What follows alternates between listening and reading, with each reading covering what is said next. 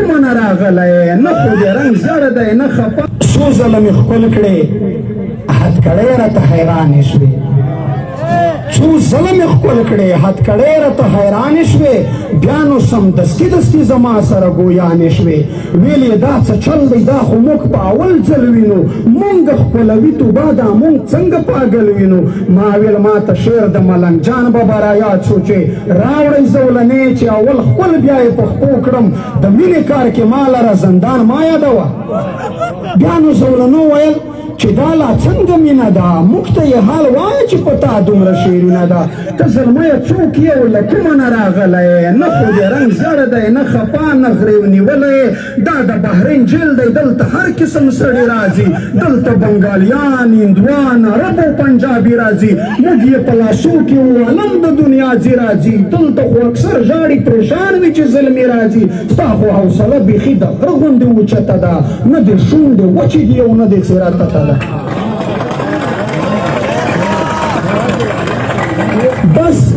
نو زولنور نه شروع دغه سوالونه وو ګیر چاپېر له مانته او پنجرې او زنځیرونه وو بیا نو زولنو ویل چې دلته مجرمان راځي دلته یا چرسیان یا پوډریان یا ګڼ کپان راځي خامخا یو څه جرم لري چې تر زندان راځي یا خو د انسان د وینو تږي قاتلان راځي وایه ستا ګناه څه د په کوم ګناه راغلی دا چې تر زندان تر هتکړو را رسېدلی ستا ګناه څه بل رنګ د په خپل ګناه پښیمان نه یې هېڅ په زړه نیولی نه یې او بلکل سرګردان نه یې ما ویل زه د خوار پښتون افغان وطن وګړی یم 3 کاله مې وشول چې غربت دلته راوړی یم بار مې مزدوري کړې ده اوف بې حده ستړی یم یو د وطن غم بل پوره وړی قرضه وړی یم هلته په وطن کې مو د اور لمبې ژبې وایي سره ورونه بل دي د چا سره او د چا پښې وایي هلته له 40 کالو سرې وینې روانې دي او د پښتون وینې دي له هر شي نه ارزانې دي هلته د جهاد په نامه ورور له وروره سره وایي یو ورور پرې ټوپک ایښی وي بل ورته ټټره وایي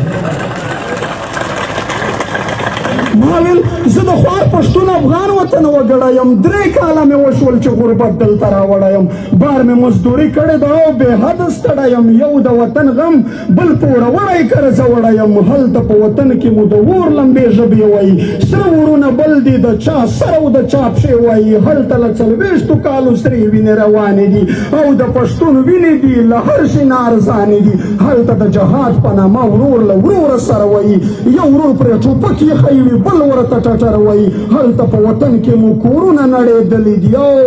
ټول مارکېټونه بازارونه نړېدلي دي ګرد ښوونځي لیسې او مکتبونه نړېدلي دي زموږ په پښتونخوا کې په زرهاوو میندې بورې شوې ډېرې خویندې ورارې ناوې کونډې شوې سرتورې شوې او بچیان مو ګرځي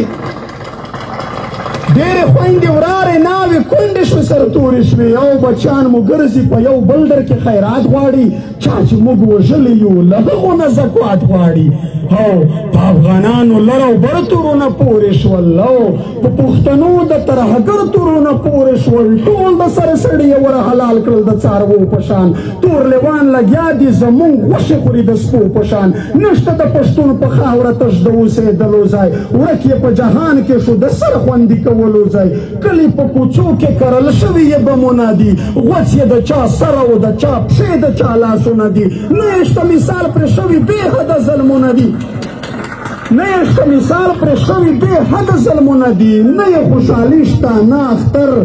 ژړا ویرونه دي بس نو نوره تنګ شول سره یو موټی لشکر شول ټول زار د منظور جان په ناره پورته لر او بر شول ټول حق غواړي د امن او د ښه ژوندون کیسه کوي لر او بر نارې دي د پښتون کیسه کوي نوره د دې وخت له فرغونیانو خپل حساب غواړي نوره د دې وخت له جابرانو خپل جواب غواړي ما یې هم په نره په سفر ملګرتیا وکړله او ما یې پناه په سمندر ملګرتیا وکړله ای زندانه ای زولانو دا زما ګناه ده بس تاسې چې ځواب غواړئ نو دا زما خطا ده بس ما د خپل افغان او خپل پښتون خبره کړې ده ما د دې حالاتو د بدلون خبره کړې ده ما د پښتنو د یووالي فکر اخیستی دی ما د دې وطن د آبادۍ فکر اخیستی دی بس نو په دې وجه ظالمانو رانیولی یم دا چې تر زندان تر هتکړو را رسېدلی یم او خو پیمان نه یم د وطن په ننګ قربان یمه شکر ګیلمن وزیر افغان ابن افغان یمه